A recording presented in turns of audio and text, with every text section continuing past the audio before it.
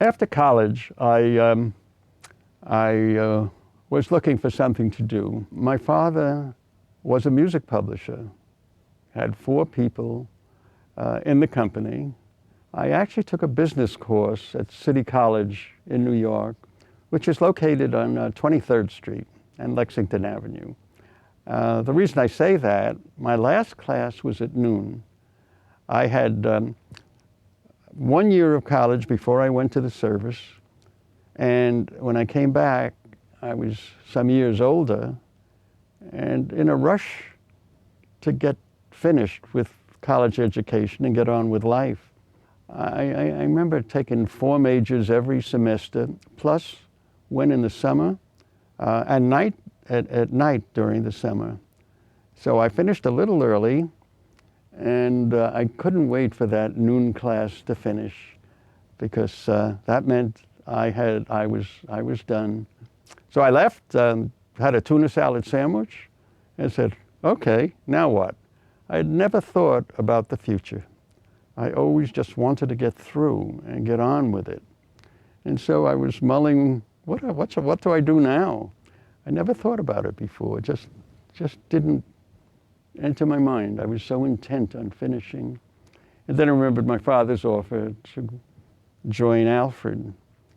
My last class was at 12. I showed up at Alfred at 2, so I had 2 hours off. And now I became the 5th member of Alfred. I really was a raw beginner.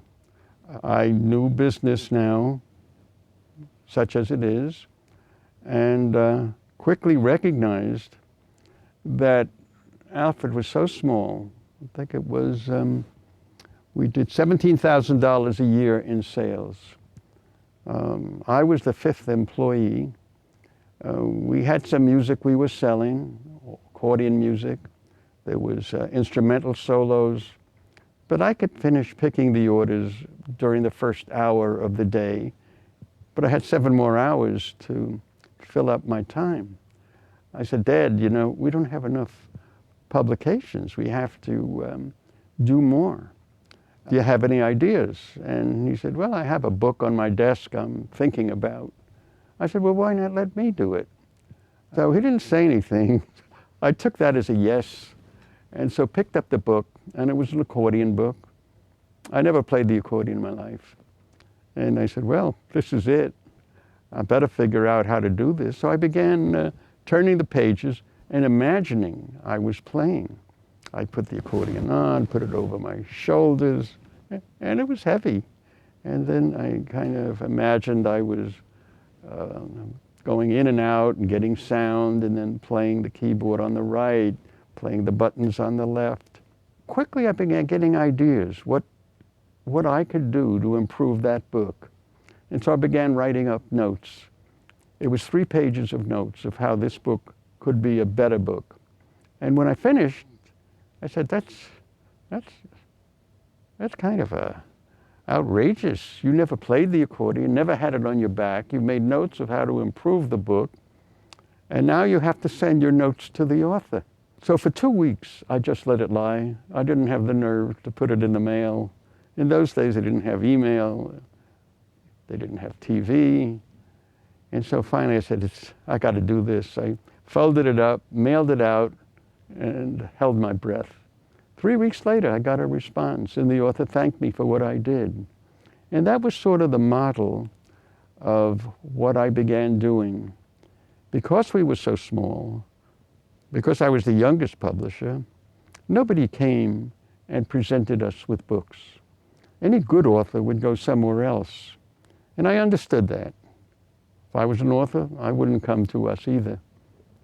So I developed a knack of getting a bad manuscript, one that was rejected by other publishers, and fixing them up. And that became a style of how I began. I had found an editor, a freelance editor, who I could work out a book and he would fix it up, and I'd go back to the composer, present what I did, and usually they just said, good, that's great. They didn't care as long as the book got published. And so that became a way of life for me. I consider myself a fixer-upper. And I got good at it.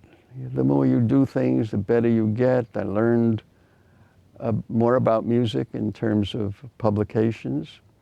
I would hire a freelance music engraver, a freelance artist for a cover. I would write the title, make up a title for the book, and then I learned how the next step was, after I had a printed book, I had to promote it.